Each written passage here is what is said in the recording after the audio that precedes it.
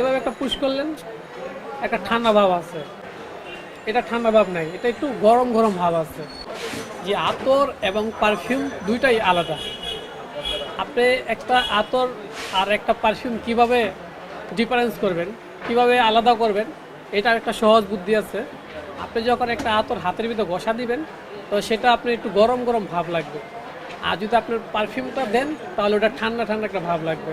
যেটা ঠান্ডা আছে ওটার সাথে অ্যালকোহল আছে, যেটা গরম আছে ওটার সাথে অ্যালকোহল নেই। এই এক পার্থক্য। কিন্তু বাজারে তো মানে কোনটা অ্যালকোহল কোনটা পারফিউম চেনা মুশকিল। হ্যাঁ, মুশকিল। এই দেখেন, আমি আপনাকে দেখাচ্ছি। এভাবে আপনি একটা, হ্যাঁ, এভাবে একটা পুশ করলেন, একটা ঠান্ডা ভাব আছে। তো এটা কি অ্যালকোহল আছে। আর এভাবে আর একটা আতর ঘষা দিলেন, এটা ঠান্ডা ভাব নাই, এটা একটু গরম গরম ভাব আছে। তো এটা আতর। দামটা পারফিউমের বেশি নাকি আতরের বেশি?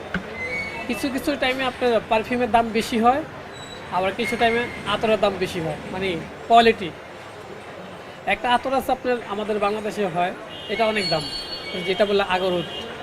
আর আমাদের দেশে শুধু ওইটাই হয়, আর অন্য কিছু হয় না, সবই বাহিরের থেকে আসে। আচ্ছা, আর একটা বিষয় হচ্ছে যে আমরা দেখি যে রমজান মাসে ছোট ছোট বোতল 10 টাকা 20 টাকা করে আতর বিক্রি সবাই, সেইগুলো আসলে কেমন কোয়ালিটি রাখে? আসলে সেটা বলা যাবে না, কারণ এটা গিবত হয়ে যায়।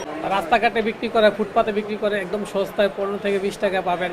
তো ওইটা আমার মতে ওই পারফিউম আপনারা না কিনাই আপনাদের জন্য ভালো হবে। কারণ ওটার সাথে বিভিন্ন অয়েল মিক্স করে দেয়, তারপর তারা সস্তায় বিক্রি করতে পারে। একেবারে খাঁটি আতর সর্বনিম্ন কত দামে হতে পারে? যেমন আপনার কাঁচা বেলি, এটা একদম নর্মালি, এটা 3 ml এর দাম পড়বে আপনার মাত্র 60 টাকা। এর থেকে শুরু হয়েছে। আবার এইটাই পড়বে 8,000 টাকা। অন্য ব্র্যান্ডের আতর, যেগুলি আপনার বিশ্ববিখ্যাত।